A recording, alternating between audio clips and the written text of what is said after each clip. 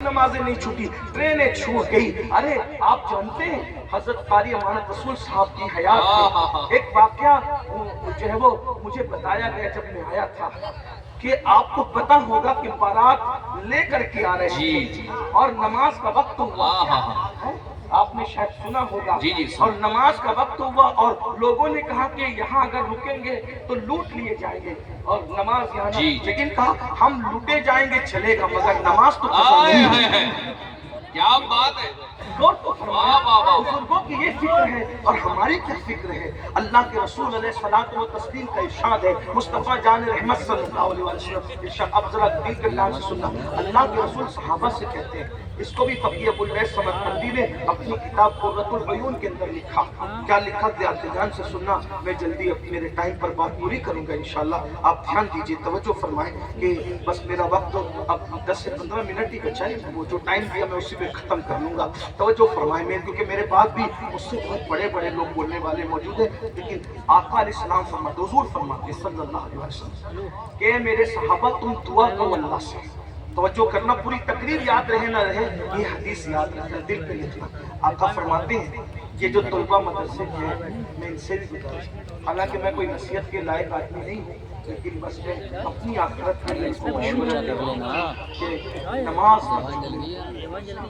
इसलिए कि नमाज छोड़कर आप अपना ईमान क़यामत के दिन अल्लाह की बारगाह में शायद साबित नहीं कर सकते। उसकी वजह बताऊं कि बेनमाजी पर कुफ्र का फतवा फारूक आजम ने दिया है, अब्दुल्ला इब्न मसूद ने दिया है, 100 से ज्यादा सहाबा ने कुफ्र का फतवा दिया है। अगरचे हम हनफी उल मसलक होने की वजह से उसकी तावील करते हैं, हम बेनमाजी को डायरेक्ट काफिर, और मैं खुद भी, क्योंकि मैं तो मुक़ल्लिद हूं और अवाम में से हूं, मैं अपनी राय क्या पेश करूं। जो मेरे बुजुर्गों का हुक्म है वही मेरा है, मेरी बात है। हम बेनमाजी को डायरेक्ट काफिर नहीं कहते, लेकिन 100 से ज्यादा सहाबा ने फतवा दिया है कि बेनमाजी काफिर है। मैं इस पर लरसता हूं, जो मेरी सोच है वो ये कि अगर तावील जो हम कर रहे हैं इसके मुताबिक कुदरत का फैसला नहीं हुआ और फारूक आजम और इन 100 सहाबा के फतवे के मुताबिक क़यामत के दिन फैसला हुआ, तो तुम रहोगे कहाँ? ये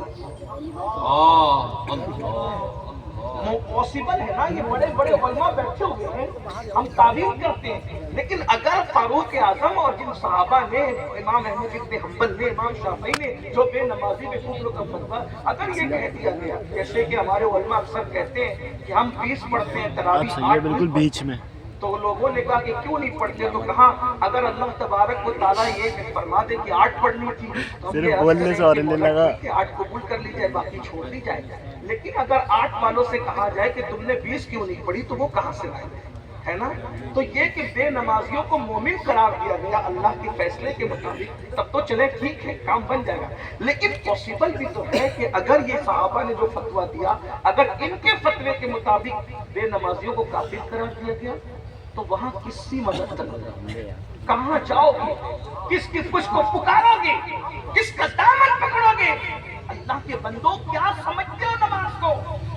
सिर्फ 10 मिनट का वक्त लगता है मेरे भाई, 10 मिनट का वक्त, ज्यादा वक्त नहीं लगता।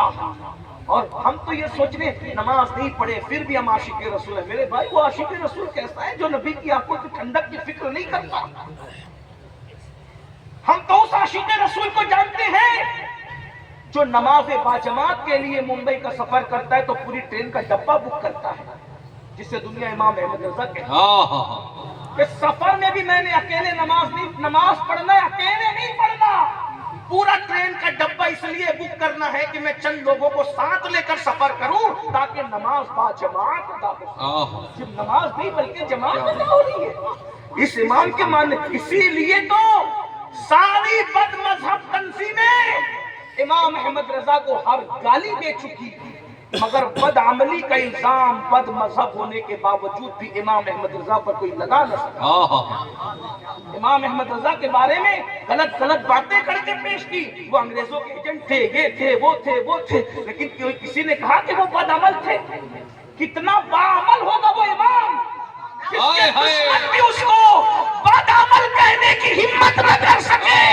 उस इमाम के मानने वाले होकर अगर तुम्हारी मस्जिदें सूनी हैं तो तुम किसके रास्ते पर हो?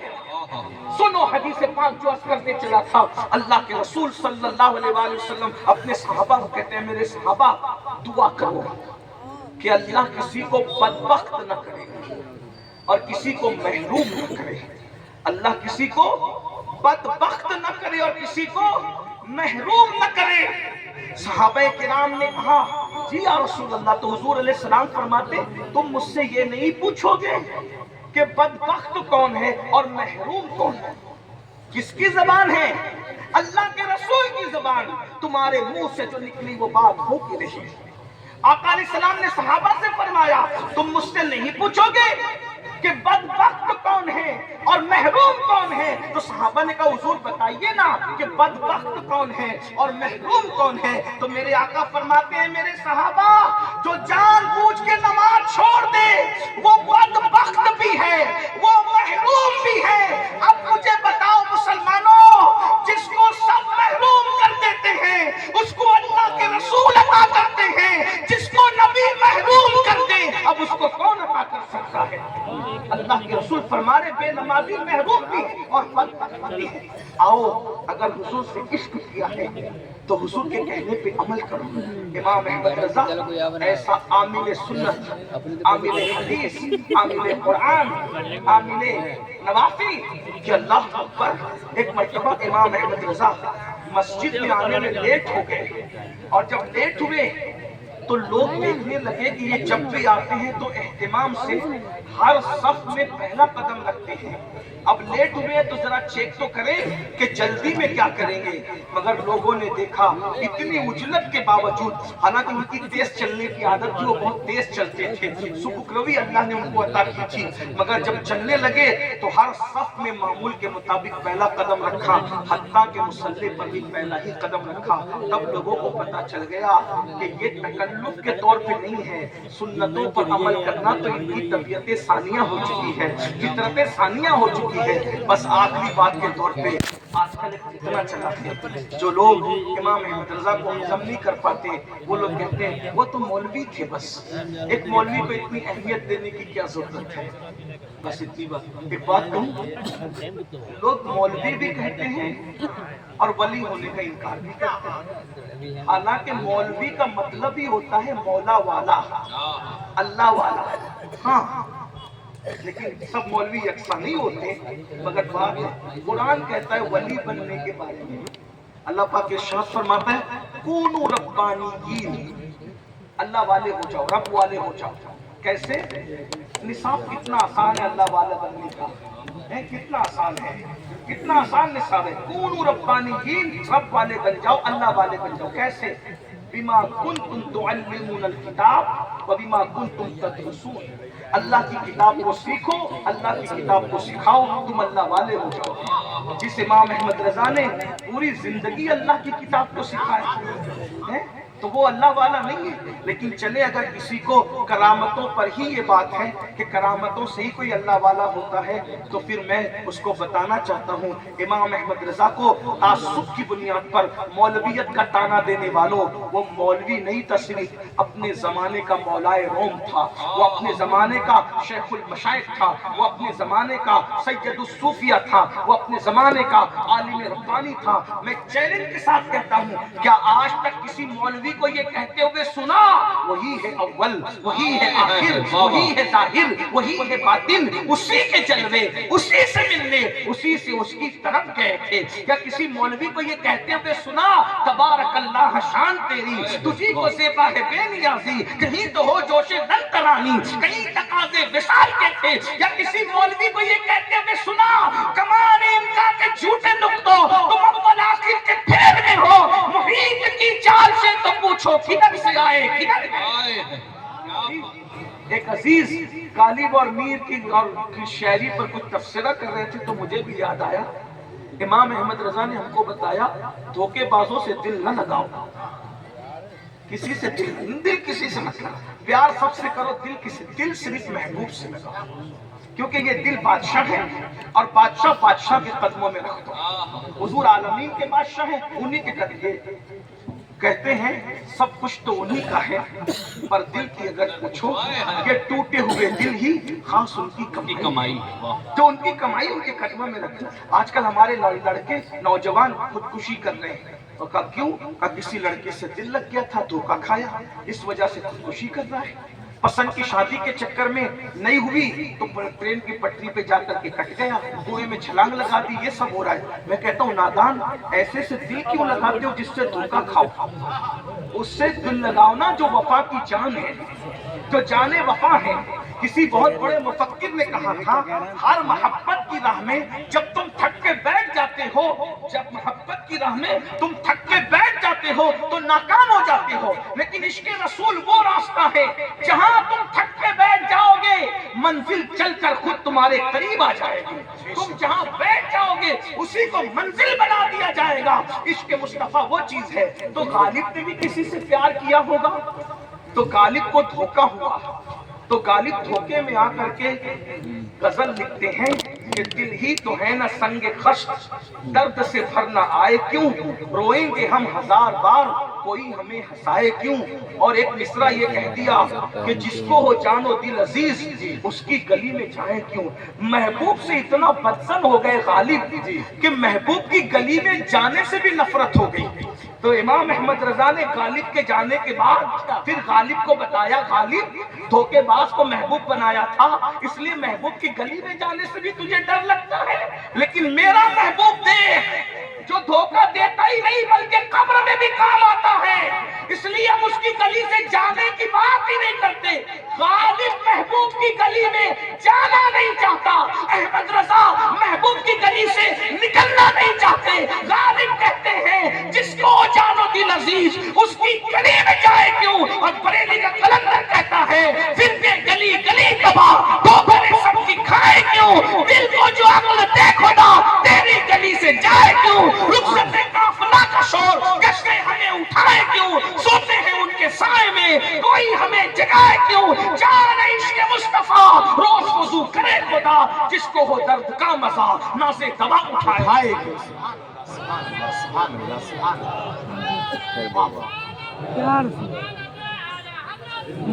تو آخری بات کے طور پہ جو کہہ رہا تھا امام احمد رضا کو لوگ کہتے ہیں وہ تو مولوی تھے، مولوی ایسی بات کرتا ہے، پیش نظر وہ نوبہار، سجدے کو دل ہے بے قرار، روکیے سر کو روکیے، ہاں یہی امتحان ہے۔ مولوی ایسی بات کرتا ہے بندہ ملنے کو قریبے حضرت عادل گیا لمعے باطن میں گمنے جلوہ ظاہر، ایسی باتیں مولوی لوگ نہیں۔ میرے بھائی اگر وہ مولانا احمد رضا لوگ تعصب کی بنیاد پہ کہتے ہیں تو اب سنیے، ایک بار کا واقعہ ہے، حکیم اجمل خان صاحب کا ذکر آپ نے سنا ہوگا۔ حکیم اجمل خان بہت بڑے حکیم گزرے ہیں۔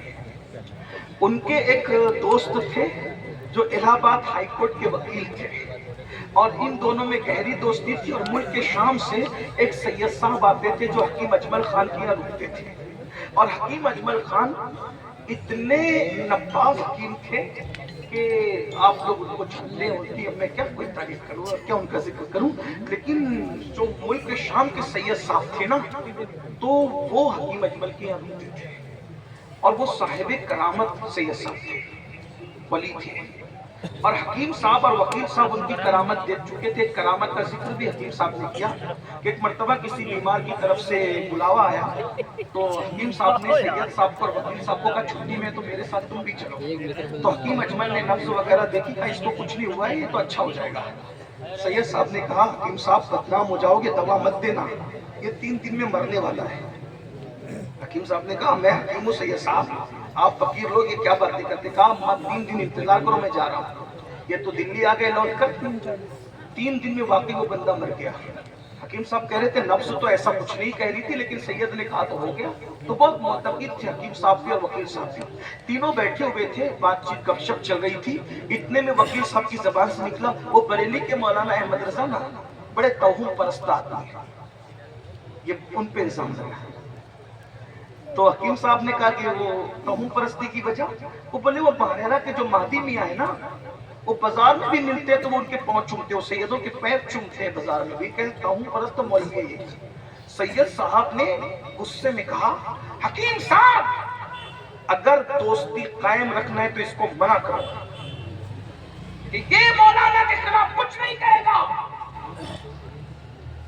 وکیل نے کہا سید صاحب آپ ان سے کبھی ملے نہیں، کوئی مرید نہیں، کوئی شاگرد نہیں، کوئی استاد نہیں، کوئی تعلق نہیں، اتنی محبت کیسے امٹ آ رہی ہے دل میں؟ میں آپ کے لیے تو نہیں کہہ رہا ہوں، ان کے لیے کہہ رہا ہوں۔ کہا کچھ بھی ہو میں ان کے خلاف ایک لفظ نہیں سن سکتا، اور اگر آپ بولو گے تو آج کے بعد ہمارا رشتہ ٹوٹ جائے گا۔ تو وکیل صاحب نے کہا آپ اتنے گرم کیوں رہے؟ تو انہوں نے غصے میں نہیں کہنے والی بات بھی کر دی۔ انہوں نے کہا میں ان سے ملا تو نہیں ہوں ظاہر میں، مگر میں نے ان کو بارگاہ رسالت میں دیکھا ہے۔ بس اتنا کہا، بارگاہ رسالت میں دیکھا، اتنا کہا تو دونوں نے پیر پکڑ لیے۔ کیا دیکھا بتاؤ؟ حکیم صاحب اور وکیل صاحب نے سید صاحب کو منہ پہ انگلی رکھ لیا۔ ارے میں نے کیا کہہ دیا؟ راز کی بات بتا دی، بڑی بزم میں راز کی بات کہہ دی۔ کب بتانا پڑے گا سید صاحب کہ آپ نے بارگاہ رسالت میں کیا دیکھا؟ تو کہا سنو، اللہ نے مجھے وہ مقام عطا کیا ہے جس کو کہتے ہیں نا مقام حضوری۔ حضور کا دربار جب سجتا ہے تو کچھ ایسے اللہ کے مقبول بندے ہیں جن کو وہاں حاضری کا شرف حاصل ہوتا ہے، تو ان میں میں بھی ہوں۔ اللہ نے وہ سید صاحب وہ کہتے ہیں تو ان میں میں بھی ہوں۔ تو کہا اچھا؟ تو کہا جب میں بارگاہ رسالت میں بیٹھتا ہوں تو میں نے دیکھا کہ ایک نوجوان آیا اور حضور تخت پہ بیٹھے اور اس سے فرماتے اٹھو اور میرے سامنے میری شان بیان کرو، اور وہ جوان حضور کی شان ان کے سامنے بیان کرتا ہے۔ تو میں نے پوچھا نانا جان یہ کون خوش نصیب جوان ہے جس کو آپ اتنی توجہ سے سنتے ہیں؟ تو حضور نے فرمایا یہ بریلی کا احمد رضا ہے۔ یہ صاحب فرماتے ہیں کہ جس دن سے میں نے بارگاہ رسالت میں ان کی مقبولیت دیکھی اس دن سے میں بھی ان کا شہدا ہو گیا۔ اسی کو امام احمد رضا کہتے ہیں۔ انہوں نے حضور کے عشق کے یوں ڈنک کے بجائے اور حضور کی بارگاہ میں یوں مقبولیت ملی۔ آئیے صرف زبان کی عاشق نہیں عمل کی عاشق بنیے، جس کا مقام یہ تھا کہ جس نے ہمیں پیغام دیا دل ہے وہ دل جو تیری یاد سے معمور رہا، سر ہے وہ سر جو تیرے قدموں پہ قربان گیا، آہ وہ آنکھ کہ ناکام تمنا ہی رہی، ہائے وہ دل جو تیرے در سے قربان گیا۔ انہیں جانا انہیں مانا نہ رکھا غیر سے کام، انہیں جانا انہیں مانا نہ رکھا غیر سے کام، للہ الحمد میں دنیا سے مسلمان گیا۔ اللہ ہم سب کو آقا علیہ السلام کا سچا عشق عطا فرمائے، سچی محبت عطا فرمائے۔ بس 2 منٹ میرے باقی ہے، اس میں میں اس کا استعمال کرتے ہوئے کہہ دوں حضور کا ذکر کثرت سے کرنے کا، اگر آپ بہت پڑھے لکھے نہیں ہیں، کوئی طریقہ نہیں آتا، سیرت کیا بیان کرو گے، معجزات کیا بیان کرو گے، نہیں آتا کچھ، تو حضور پر درود پڑھا کرو۔ یہ بھی تو حضور ہی کا ذکر ہے، صلی اللہ علیہ وآلہ وسلم۔ مختصر درود ہے صلی اللہ علیہ وآلہ وسلم، کم سے کم 313 بار پڑھو، 6 منٹ لگیں گے۔ 500 مرتبہ پڑھو گے تو 10 منٹ لگیں گے، 1000 مرتبہ پڑھو گے تو 20 منٹ لگیں گے۔ اور بہت مصروف ہو بٹن والی تسبیح ہاتھ میں لے لو، کوئی ریاکار کہنے دو، کوئی دکھاوا کہنے والا کہنے، جو کس کو کہنا ہے کہنے دو۔ آپ 1000 بار درود شریف روزانہ پڑھ لیا کریں، اور 1000 بار جو درود پڑھے گا اس کو بشارت ہے کہ وہ حضور کی زیارت کرے گا مرنے سے پہلے، اور مرنے سے پہلے جنت میں اس کو اس کا ٹھکانہ بتایا جائے گا، اس کے بعد اس کو موت آئے گی، اور انشاءاللہ اس کو ایمان پہ موت آئے گی۔ اور جو 1000 مرتبہ یعنی کثرت سے درود پڑھتا ہے، مرنے کے بعد اس کے جسم کو قبر کی مٹی بھی نہیں کھائے گی، انشاءاللہ اس کا کفن بھی میلا نہیں ہوگا۔ میرے بھائی یہ درود کثرت سے پڑھنے کی برکت ہے، اور ہر درد کی دوا درود شریف کے اندر موجود ہے۔ اس کے بعد حضور پر درود کثرت سے پڑھا کرو، ساتھ ہی ساتھ 100 مرتبہ استغفار پڑھنے کے عادی بنو۔ اور اگر مالدار بننا ہے تو ہمارے آقا علیہ السلام نے قرض کی ادائیگی کے لیے اور مالداری کے لیے ایک نسخہ بتایا۔ فجر کی سنت اور فرض کے درمیان 100 مرتبہ پڑھو، سبحان اللہ وبحمدہ، سبحان اللہ العظیم وبحمدہ، استغفر اللہ۔ ایسی دولت آئے گی کہ تم سمیٹتے سمیٹتے تھک جاؤ گے۔ احد پہاڑ کے برابر بھی قرض ہے، اللہ ادائیگی کے اسباب پیدا کر دے گا، لیکن آپ مجھے معلوم ہے کرو گے نہیں، کیونکہ اس کو فجر میں پڑھنا ہے۔ ہاں سید صاحب آپ دعا کرو، پیر صاحب آپ دعا کرو، سبھی کچھ کریں گے، آپ کیا کریں گے بھائی؟ آپ کس دن کے لیے ہو؟ آپ عیاشیاں کریں گے، آپ موج مستیاں کریں گے، آپ انٹرنیٹ کا مس یوز کریں گے، ایسے نہیں ہوگا. آپ کو خود کرنا پڑے گا، آپ کو خود محنت کرنی پڑے گی. ارے ادھر تو مال، لیکن مال آنے کی نیت سے نہیں پڑھنا، یار کی رضا کے لیے پڑھنا، اللہ کو راضی کرنے کے لیے پڑھنا. کیونکہ قرآن کہتا ہے واللہ ورسولہ احق ان یرضوا، اللہ اور اس کا رسول زیادہ حقدار ہے کہ ان کو راضی کیا جائے. تو یہ تسبیح پڑھو، کلمہ شریف پڑھنے کے عادی بنو، درود شریف پڑھنے کے عادی بنو. اور نماز تو کبھی مت چھوڑو. اگر آپ کہیں نوکری کرتے ہو، اتنی قلت ہے وقت کی کہ کچھ نہیں پڑھ سکتے، تو کم سے کم فرض پڑھ لیا کرو. نماز مگر مت چھوڑو. اللہ تعالیٰ سب کو توفیق بخشے. دوران گفتگو کوئی غلطی ہو تو اللہ تعالیٰ معاف کر دے. استغفر اللہ ربی من کل ذنب واتوب الیہ وما علینا الا البلاغ. السلام علیکم ورحمۃ اللہ وبرکاتہ. ماشاء اللہ.